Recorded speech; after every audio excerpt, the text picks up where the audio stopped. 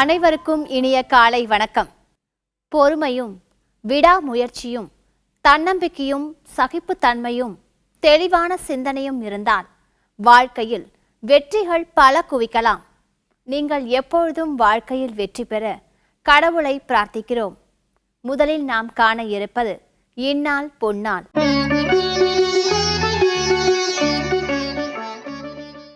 26/10/2016 October மாதம் 26ஆம் தேதி புதன்கிழமை, ஸ்ரீ துர்முகி வருடம் ஐப்பசி மாதம் 10ஆம் தேதி. இன்று ஏகாதசி. நல்ல நேரம் காலை 9:15 மணியில் இருந்து 10:15 மணி வரை, மாலை 4:45 மணியில் இருந்து 5:45 மணி வரை, ராகுகாலம் 12 மணியில் இருந்து 1:30 மணி வரை, யமகண்டம் 7:30 மணியில் இருந்து 9 மணி வரை, குளிகை 10:30 மணியில் இருந்து 12 மணி வரை, சந்திராஷ்டமம் அவிட்டம் நட்சத்திரம். இந்நாள் பொன்னாளை தொடர்ந்து காலை நேரத்தை தெய்வீகமாக்க தெய்வீக ராகம் இது உங்கள் பார்வையில்.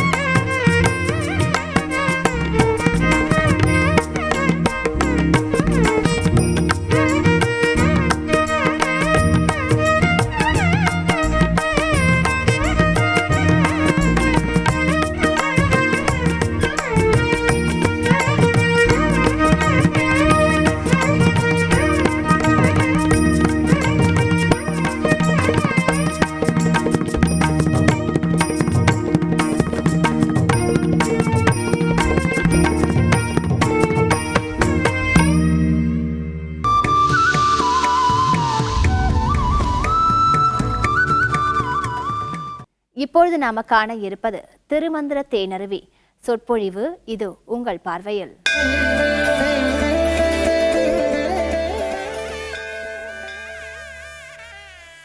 12 திருமுறைகள் வாழ்வுக்கு பல செய்திகளை சொல்லுகின்றன. 10ஆம் திருமுறை திருமந்திரம் அற்புதமான செய்திகளை 3000 பாடல்களில் நமக்கு கொடுத்திருக்கின்றார். அதில் காய சித்தி உபாயம் என்ற 3ஆம் தந்திரத்திலே உள்ள பாடல் 735வது பாடலில் எவ்வாறு சாப்பிடுவது ரொம்ப முக்கியமான ஒரு பாட்டு இது. அண்டம் சுருங்கில் அதற்கு ஓர் அழிவு இல்லை, பிண்டம் சுருங்கில் பிராணன் நிலை பெறும், உண்டி சுருங்கில் உபாயம் பலவுள, கண்டம் கருத்த கபாலியும் ஆமே. கண்டம் கருத்த கபாலியும் ஆமே. கண்டம் கருத்த என்றால் பரமேஸ்வரனுக்கு விஷம் அருந்தியதாலே நீலகண்டன் என்று பெயர். கபாலி சிவபெருமானுடைய கழுத்திலே பார்த்தீர்கள் என்றால் அந்த விஷம் பருகிய விஷத்தை தொண்டையில் வைத்திருப்பார். அப்படி இந்த பாடலிலே அண்டம் சுருங்கில் அதற்கு ஓர் அழிவில்லை. அண்டம் என்றால் இந்த யூனிவர்ஸ், உலகம் முழுவதும். இந்த பிண்டம் என்றால் அண்டத்தில் உள்ளது பிண்டத்தில் தெரியும்பாங்க. உண்டி என்றால் சாப்பிடுவதுன்னு அர்த்தம், சாப்பாடு. ஆனால் உண்டின்னா குளுக்கிற உண்டியல் இல்லை. ஆனால் ஔவையார் சொல்லுவாங்க, ஆண்களை விட பெண்கள் குறைச்சலாக சாப்பிட்ணுன்னு. இதை சொன்னால் அப்புறம் என் மேலே கோவப்படுவாங்க. என்ன, ஏன் நீங்கள் மட்டும் சாப்பிட்லாம், நாங்கள் சாப்பிடக்கூடாதான்? ஏன் சொன்னாங்கன்னா, ஒரு பெண்ணுக்கு அதிகமாக வீட்டில் வேலை இருக்கும், அதிகமாக சாப்பிட்டா வேலை செய்ய முடியாது, உடம்பு பெருத்துரும், நோய் வரும், சுகர் வரும். எனவே உண்டி சுருக்கள் பெண்டிற்கழகுன்னு அவன். ஆனால் இன்றைக்கு பார்க்குறோம் அந்த எவ்வளோ பெண்கள் தன்னுடைய உடல் பெருத்து போய் வருத்தமாக இருக்கிறார்கள் என்று. ஆனால் திருமூலர் ஆண் பெண் எல்லாருக்குமே சொன்னார், யாராக இருந்தாலும் அளவோடு உண்ணுவாயாக. சில பேர் வாழ்வதற்காக சாப்பிடுகிறார்கள், சில பேர் சாப்பிடுவதற்காகவே வாழுகிறார்கள். 3 வேளைக்கு நடுவில் என்னெல்லாம் கிடைக்கிதோ அதெல்லாம் போட்டுக்கிறாங்க. அதில் ஒரு அளவே கிடையாது. சில பேருக்கு அளவு என்பது அந்த பாத்திரம் தான் அளவு. அந்த பாத்திரத்தில் இருக்கிறதெல்லாம் தீர்ந்து போகிற அளவுக்கு இவன் சாப்பிட்றான். இவனுடைய வயிறு கொள்ளுமாங்கிறத பற்றி அவன் அதை கவலைப்படுவதே இல்லை. குறைவாக சாப்பிட வேண்டும். வள்ளுவர் ரொம்ப அழகான ஒரு மருந்து சீட்டு எழுதி கொடுக்குறாரு. என்ன தெரியுமா? எனக்கு அடிக்கடி அஜீரணம் வருதுங்கன்னு அவன் கூட அவர் சொன்னார், அதுக்கு ஒரு மருந்து இருக்கப்பான்னார். என்னென்னா, நீ முதல்ல சாப்பிட்டது ஜீரணமான பிறகு அடுத்த வேளை சாப்பிடுன்னா. ஐயோ, அப்படி பார்த்தா ஒரு நாளைக்கு 2 வேளை தாங்க சாப்பிட முடியும். அற்றால் அளவு அறிந்து உண்க, அகுது உடம்பு பெற்றான் நெடுதுய்க்குமாறு. அளவு அறிந்து உண்க. அப்போ அடிக்கடி சாப்பிட்றவன் நம்ம ஊரில், அதுவும் இந்த நொறுக்கு தீனின்னு ஒன்று வந்துருச்சு, அதை எப்போ பாரு கையில் வச்சுட்டு சாப்பிட்டுக்கிட்டே இருக்கிறாங்க. கழிபேரிரையான்னு பேர் அவனுக்கு. திருவள்ளுவர் சொல்கிறார், கழிபேரிரையான். எறன்னா மிருகங்கள் தான் இறை எடுக்கும், மனிதன் சாப்பிடுவான். அவர் கோபம் தான் அப்படி சொல்கிறார். இவன் இறை எடுக்கிற மாதிரி எப்போ பாரு ஆடு மாடு மேயிற மாதிரி மேய்ஞ்சிக்கிட்டே இருக்கா ஐயா. கழிபேர் இறையான்கண் நோய். அவனுக்கு என்ன வரும்னா நோய் தான் வரும்னாரு. மருந்தன வேண்டாவாம் யாக்கைக்கு அருந்தியது அற்றது போற்றி உனி. திருமூலர் திருவள்ளுவருக்கு கை கொடுக்கிறார். திருமூலர் என்ன சொல்லுகிறார்? அதே விஷயத்தை தான் சொல்லுகிறார். உண்டி சுருங்கில் உபாயம் பலவுள. அருளாளர்கள் ஞானிகள் எல்லாம் 3 வேளை சாப்பிட மாட்டாங்க. ஒரு நாளைக்கு கைப்பிடி, இந்த பிடி எவ்வளோ இருக்குது, ஒரு கைப்பிடி அவல் தான் சாப்பிட்டார் காஞ்சி பரமாச்சாரியார் அவர்கள். மிகப்பெரிய ஞானிகள் எல்லாம், வள்ளற் பெருமான் வாரத்துக்கு 2 நாள் தான் சாப்பிடுவாராம் வள்ளற் பெருமான். அது மாதிரி உறங்குவதும் உண்பதும் எவ்வளவுக்களவு குறைத்து கொள்கிறார்களோ அவ்வளோக்களவு ஆன்ம சக்தி பெருகும். இப்போ நம்மக்கிட்ட இந்த சாப்பிடுவதும் தூக்கமும் அதிகமாக நோய்கள் தான் அதிகமாகும். எனவே இந்த உண்டியாகிய உணவை குறைத்து கொள்ள வேண்டும். அப்படி குறைத்து கொண்டால் ஆன்ம சக்தி பெருகும். அந்த ஆன்ம சக்தி பெருகிவிட்டால் எல்லா விதமான வலிமையும் உனக்கு வரும் என்று மிக அழகாக காய சித்தி உபாயம் என்ற தலைப்பிலே திருமூலர் நமக்கு அறிவுரை கூறுகின்றார். தினம் ஒரு திவ்ய பிரபந்தம். இது உங்கள் பார்வையில்.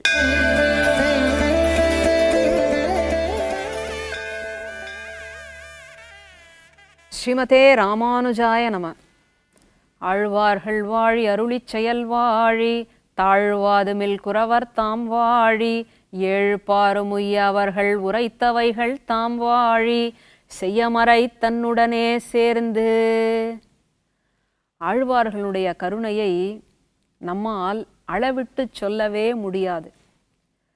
எங்கோ ஸ்ரீவைகுண்டத்திலிருந்து நமக்காக நம்மை போன்றவர்களையெல்லாம் எம்பெருமானுடைய திருவடிகளிலே சேர்க்க வேண்டும் என்பதற்காக பொய்யும் சூதும் நிறைந்த இந்த உலகத்தில் வந்து அவதரித்து எம்பெருமானை எப்படி அடைய வேண்டும் என்கின்ற வழியை காட்டி கொடுத்தவர்களுடைய அருளை, அவர்களுடைய பக்தியை நம்முடைய வாழ்நாளில் சொல்ல நாம் புகுந்தோமேயானால் அந்த வாழ்நாள் கூட போதாது என்பதுதான் எல்லோருடைய கருத்து. அப்படிப்பட்ட ஆழ்வார்களுடைய திருவாக்கிலிருந்து எம்பெருமான் எப்படி கோவர்தன மலையை பிடித்து கொண்டிருந்தான், தாங்கிக் கொண்டிருந்தான் என்பதான நிலைப்பாடுகளை வர்ணிக்கின்றனர். நம்ம எல்லாருக்கும் இங்கே ஒரு சந்தேகம் வரலாம். என்ன என்று சொன்னால், கண்ணன் எப்பேற்பட்ட லீலைகளை எல்லாம் செய்தவன், சர்வேஸ்வரன். அந்த சர்வேஸ்வரன் இந்த இந்திரன் கொடுத்த மழையை தடுக்கவில்லையே, ஏன் தடுக்காம விட்டுட்டான்? அதுக்கு பதிலாக கோவர்தன மலையைத்தானே குடையாக பிடித்தான். என முன்பே கண்ணன் சொன்னான் இல்லையா, உங்களுக்கு உதவி செய்யக்கூடியது, உங்களுடைய பசுக்களை எல்லாம் வளர்க்கக்கூடியது இந்த கோவர்த்தனம், கோவர்த்தன மலை என்று கூறினான் இல்லையா. அதனால் அந்த மலையே குடையாக்கி, இதோ பாருங்கள் கோவர்தன மலைதான் உங்களை காப்பாற்றி கொண்டிருக்கின்றது என்று காட்டி கொடுத்தான். எப்பேற்பட்ட ஒரு அழகான செயல்பாடு! அந்த கோவர்தன மலையும் நானும் வேறல்ல என்பதாக அந்த பிரசாதங்களை எல்லாம் அமுது செய்தான் என்று பார்த்தோம். அப்படி கல்மழையாக பொழிந்தானாம் இந்திரன். ஏன் வானத்திலிருந்து கல்லா கொட்டியது என்று கேட்டால் இல்லை, தண்ணீர் தான் கொட்டியது, மழைதான் கொட்டியது.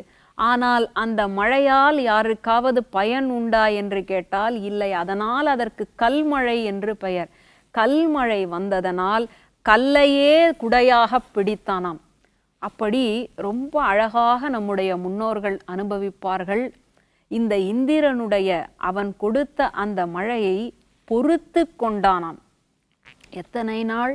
ஒரு நாளா, 2 நாளா, 3 நாளான்னு கேட்டால் 7 நாள் கல்மழையை கொடுத்தானாம் இந்திரன். ஆனால் அவற்றையெல்லாம் பொறுத்து கொண்டானாம். என்ன காரணம்? பாவம் இந்திரன், அவனுக்கோ பசி. பசி வந்தால் 10ம் பறக்கும்னு பார்க்குறோம்.